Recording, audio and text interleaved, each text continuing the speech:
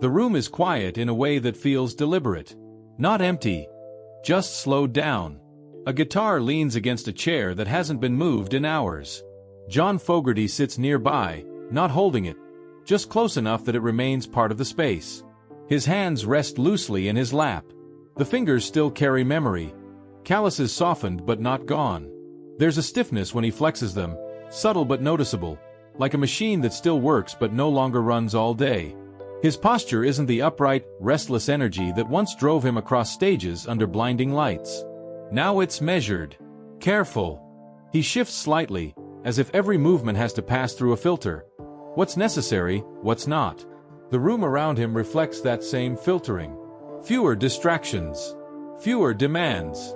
There's no audience here. No amplifiers humming in the background. No urgent need to prove anything. And yet, everything that once defined him still lingers in small, physical ways. The way his foot taps lightly without realizing it. The way his eyes drift toward the guitar every few minutes.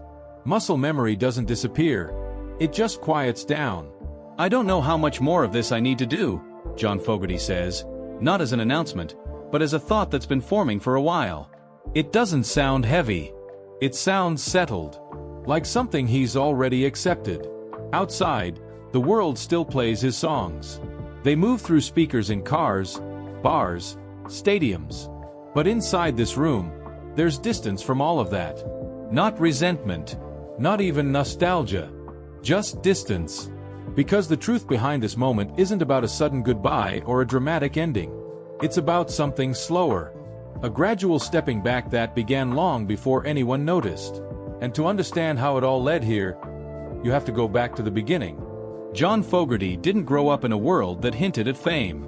There was no blueprint for what his life would become. He was born into a working-class environment where stability mattered more than dreams, and ambition wasn't something openly encouraged. It was something you had to quietly build for yourself. The house he grew up in wasn't filled with industry connections or creative guidance. It was structured, practical, and at times, tense. His father was often absent, both physically and emotionally. When he was present, the relationship carried a weight that didn't offer much comfort. Authority was firm. Understanding was limited. John Fogerty learned early that attention had to be earned, not given. Music wasn't introduced as a path.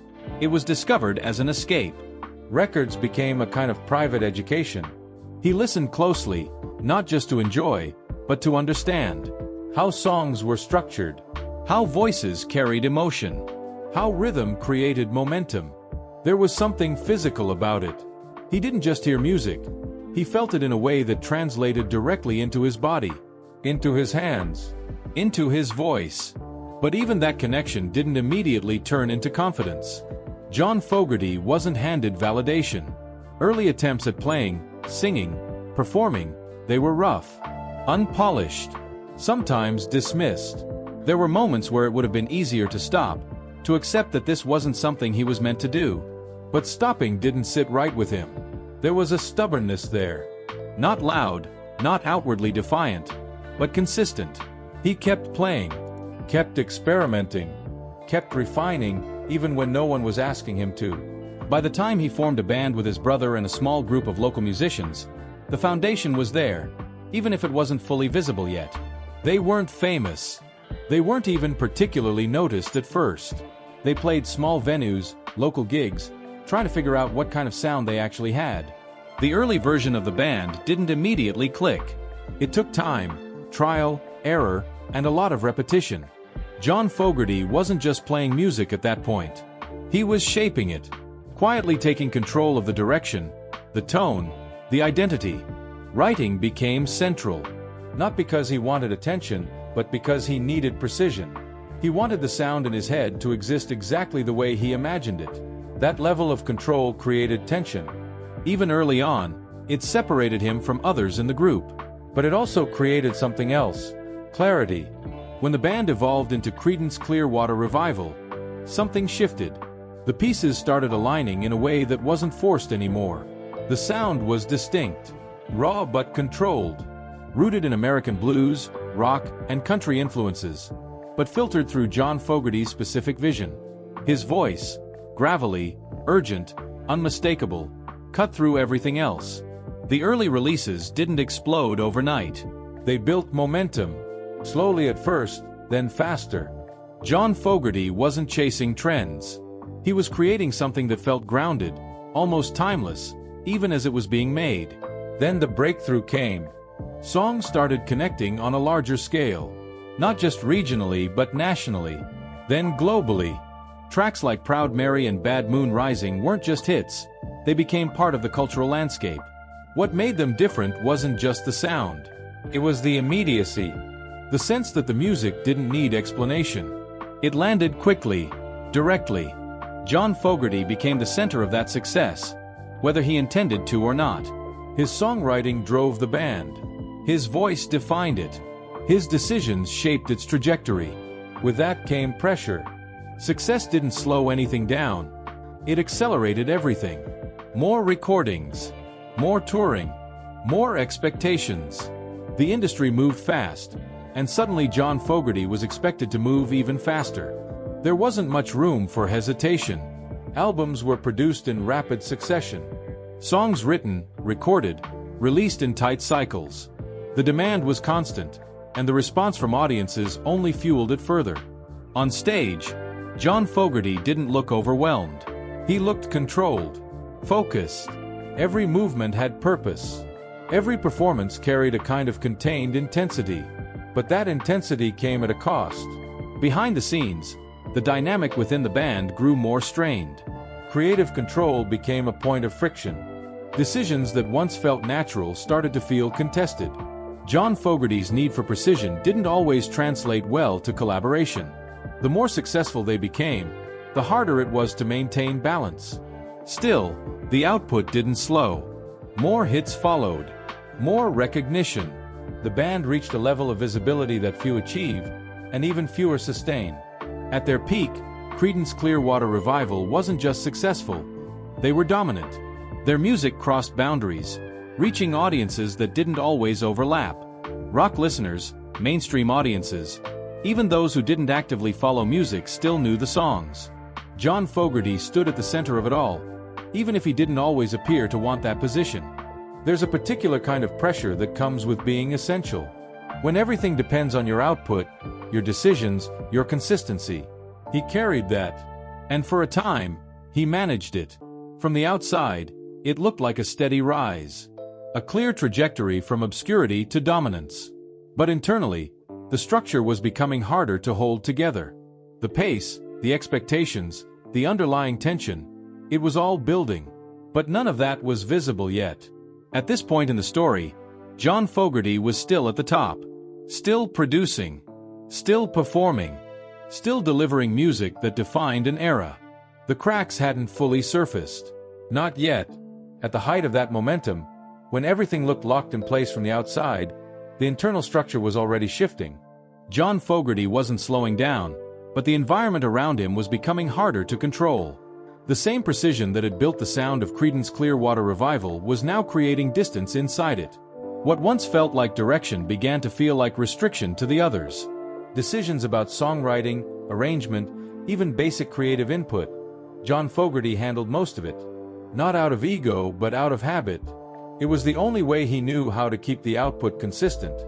But consistency came at a cost. The rest of the band started pushing back. Not aggressively at first, more like small resistances. Suggestions. Requests for more involvement.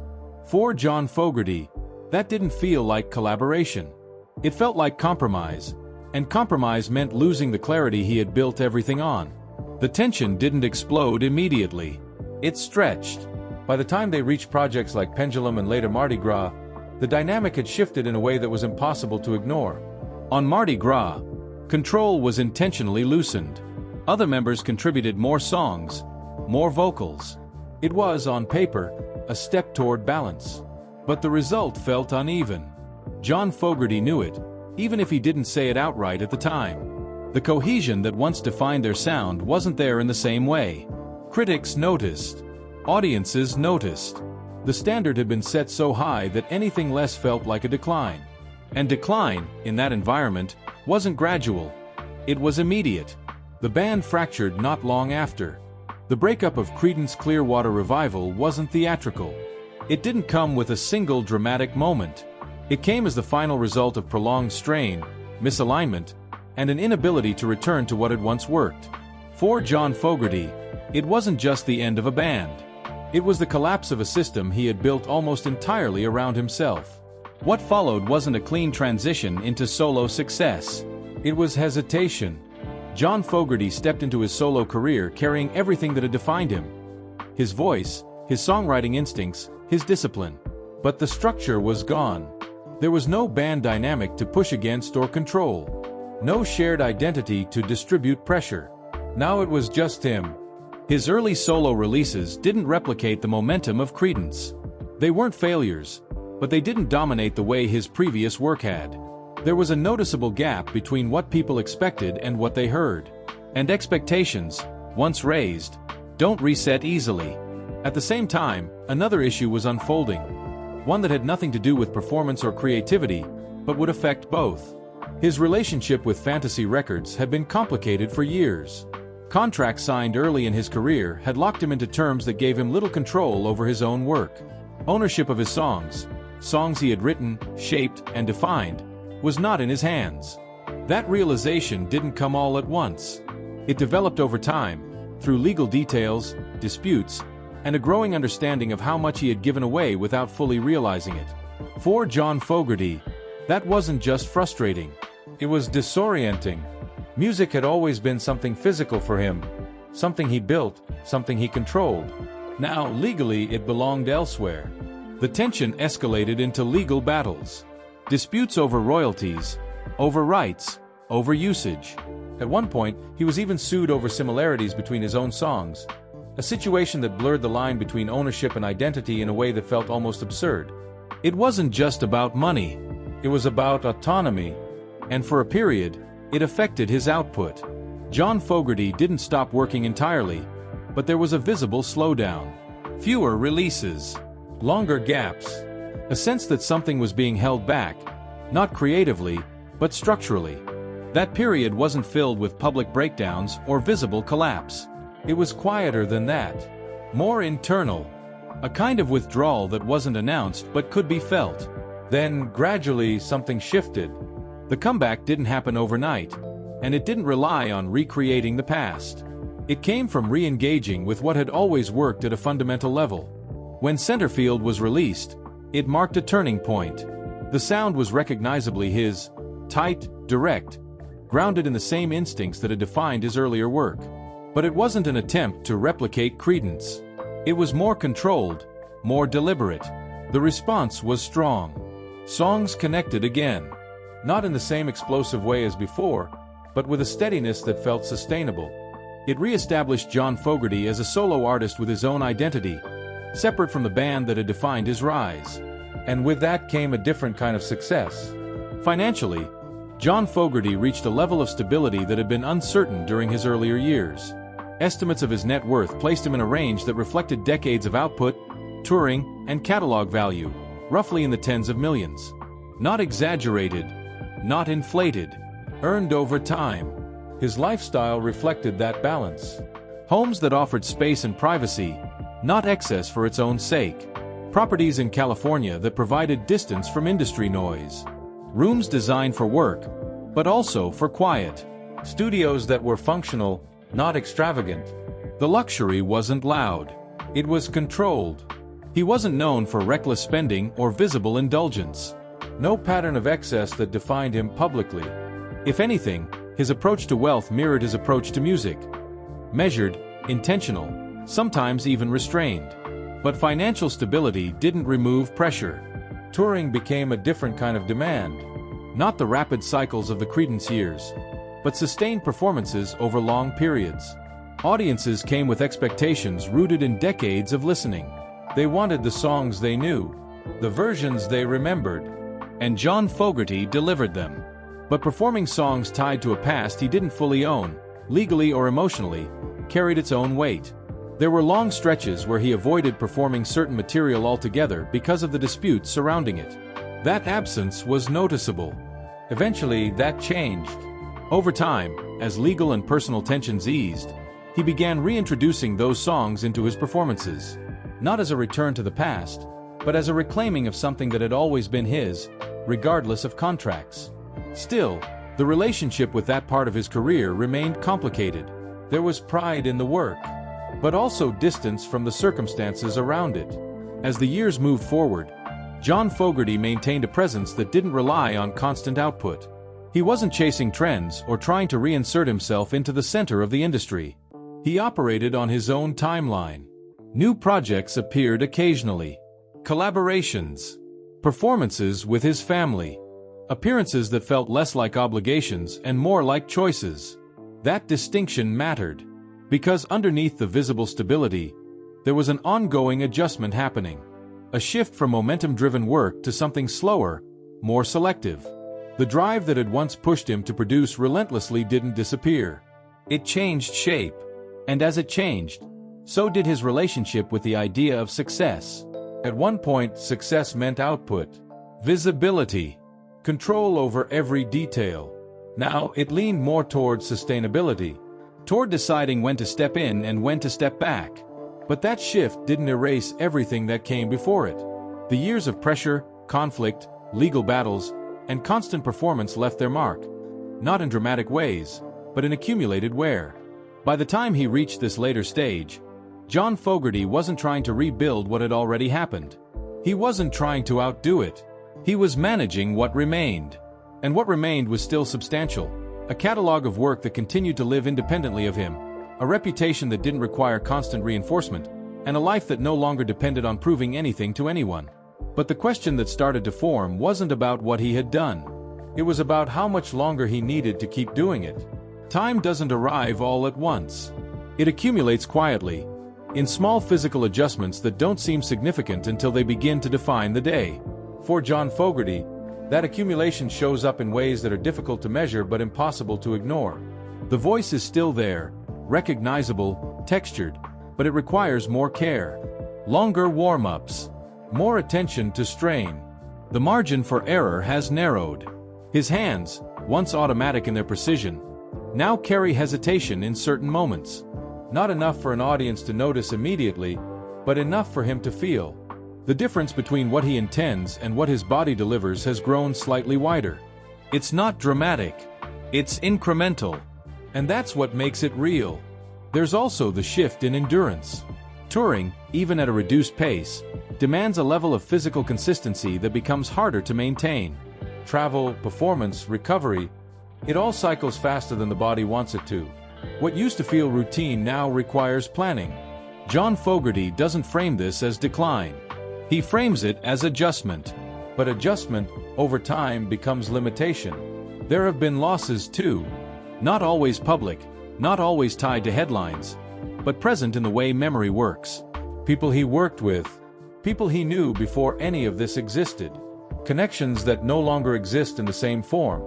Those absences don't interrupt daily life in obvious ways. They settle in the background. Quiet reminders that the timeline is moving in one direction. Relevance, in the cultural sense, has also shifted. The industry that once revolved around physical albums, radio play, and live circuits has transformed into something faster, less tangible. New artists move through it quickly. Attention cycles shorten. John Fogerty isn't part of that system anymore. And he doesn't try to be. His work exists outside of it now, sustained by its own history rather than current placement. The songs still circulate, still find new listeners, but not because he's actively pushing them into the present. There's a separation there that feels intentional, because continuing at the same pace would require a different kind of engagement, one that doesn't align with where he is now. The question isn't whether he could keep going, it's whether he needs to. That question has been forming for a while, not as a single decision but as a gradual recognition. The drive that once made stopping feel impossible has softened. Not disappeared, but changed. There's less urgency, more space between actions, more consideration of what each performance, each project, actually adds to his life. The idea of stepping away doesn't come from frustration, comes from perspective, from understanding the full weight of what he's already done, and from recognizing that continuing indefinitely doesn't necessarily deepen that meaning. There are days now that don't involve music at all. Not because he's avoiding it, but because it's no longer the center of every hour. Mornings that start without a schedule.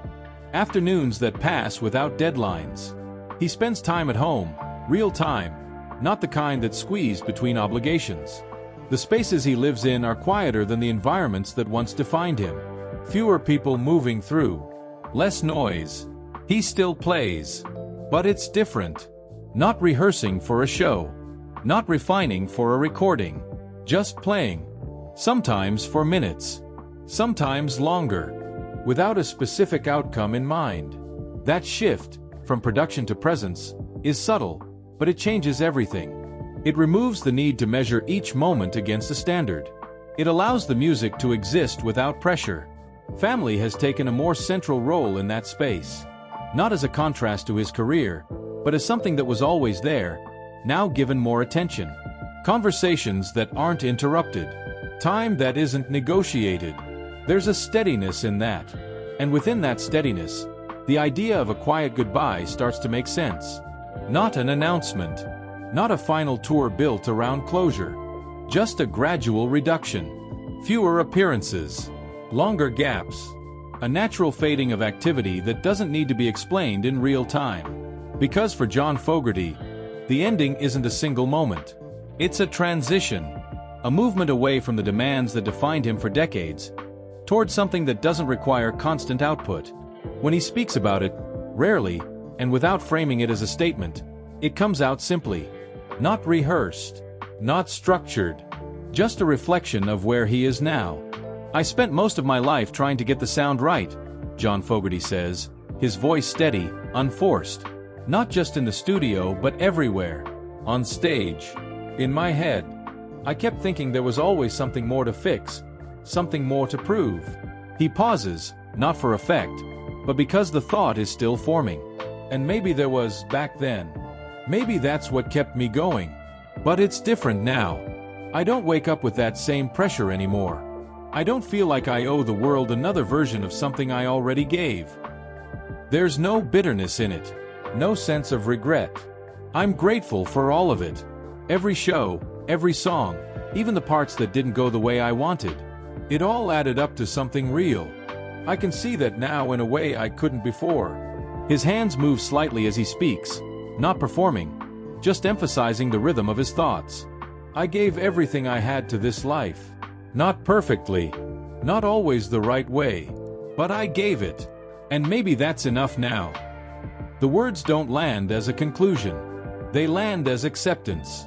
I still love playing, John Fogerty continues. That doesn't go away. But loving something doesn't mean you have to keep pushing it the same way forever. Sometimes you just let it be what it is. There's a quiet in the room again after he finishes. Not empty. Settled. Because what he's describing isn't an ending in the traditional sense. It's a release from the need to continue proving something that's already been proven. In the present, his life reflects that shift. The days move at a different pace. There's structure, but it's self-imposed. Activities happen because he chooses them, not because they're scheduled months in advance. He wakes up without the immediate pull of obligation. Spends time in spaces that feel familiar, not transitional. The kind of environment that doesn't require adjustment every few days. There are still moments where the past surfaces, through a song playing somewhere, through a conversation, through memory, but they don't demand action. They exist alongside the present, not in competition with it. When he does step onto a stage now, it's deliberate, not frequent, not driven by necessity. Each performance carries a different kind of weight, not heavier, but more defined. He knows what it takes. He also knows what it costs.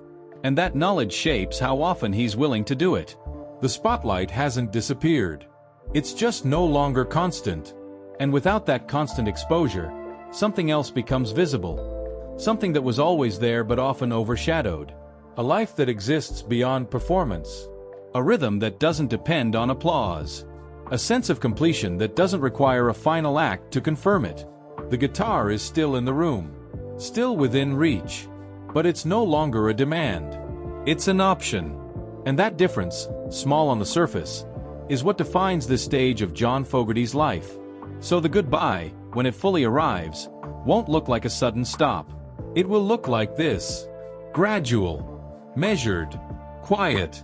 A man who spent decades shaping sound, now choosing when to let silence hold its place. So, what do you think about John Fogerty's life story and his journey over the years? Let us know in the comments below. If you enjoyed this video, give it a thumbs up and don't forget to subscribe. We explore the real lives behind fame, the parts most people never see. Until next time.